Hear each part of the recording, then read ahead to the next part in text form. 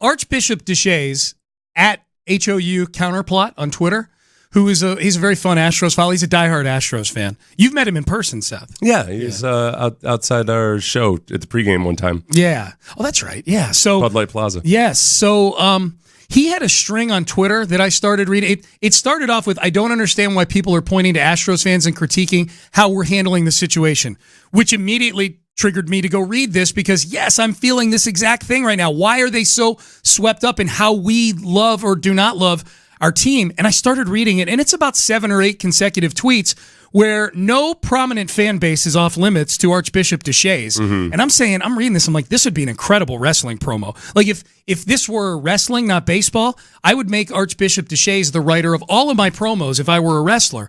And so I started thinking to myself, this needs to be read on air, but it needs to be read in the voice of a prominent promo cutter in the wrestling industry. Probably the best one of all time is Dusty Rhodes. For those of you who don't know who Dusty Rhodes is, here's a little sample of the American Dream, Austin, Texas's finest, the late, great Dusty Rhodes. Ric Flair, the world's heavyweight champion.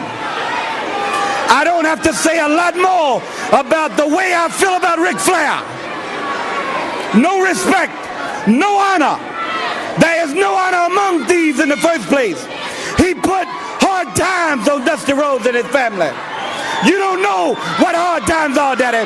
Hard times are when the textile workers around this country are out of work and got 4 or 5 kids and can't pay their wages, can't buy their food. Hard times are when the auto workers are out of work and they tell them go home. And hard times are when a man has worked at a job 30 years. 30 years. They give him a watch, kick him in the butt, and say, hey, a computer took your place, Daddy. That's hard time. That's hard time. That's good stuff right there. Not a fan of computers. Seth, that's sweet. I wouldn't have expected that. That promo was back in like 1984 when we were all scared of computers taking our place. Dusty Rhodes. Yeah. Luddite. All right, so I'm going to read this promo from Archbishop Deshays, and I'm going to do it in my best Dusty Rhodes voice because I feel that'll capture the emotion of this better than just reading it on a computer screen. You ready? Yeah, I'm going to take notes. I don't understand why people are pointing to the Astros fans and critiquing how we're handling the situation. First off, bitch, I didn't hold the camera in the outfield bleachers. I don't have to be sorry for poop. Secondly, how else am I supposed to act? I get an a-hole from New York to Fargo to Bajo Canyon in my timeline offering their weak-ass takes. Of course I'm going to clap back. What else am I supposed to do? The Astro fans are handling this poorly. Kiss my ass. You think the Dodger fans would handle this any better? They beat the poop out of a Giant fan on opening day a few years ago. Mm-hmm. They're legit criminals. Go to a Dodger game. Verified, not even alleged criminals. They pin people into their sections like they're in prison. Now then, Yankee fans throw beer bottles at people, Daddy. I can't take a pee without worrying about getting cracked in the dome with a Bud Light at Yankee Stadium. Yep. Philly fans are the worst. They vomit on a little girl recently. Those fan bases would handle this scandal better. Kiss my ass. Mm-hmm.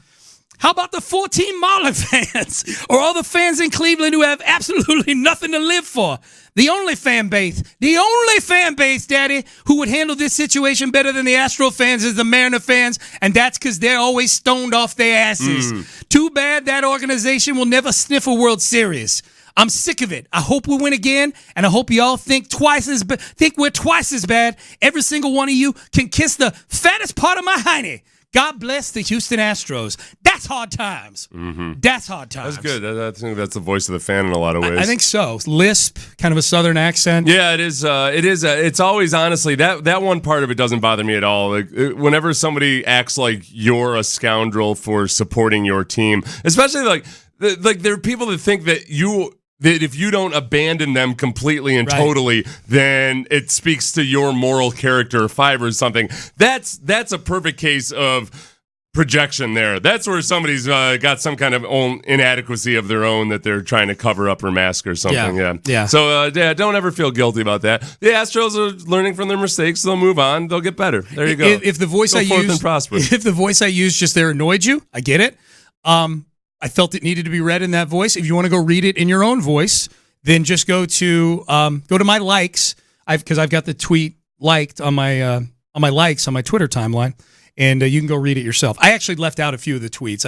If I kept going, it would have been about 3 or 4 minutes, and I felt like about a minute and a half was optimal amount of Dusty Rhodes for the benefit of the audience and the benefit of my trachea.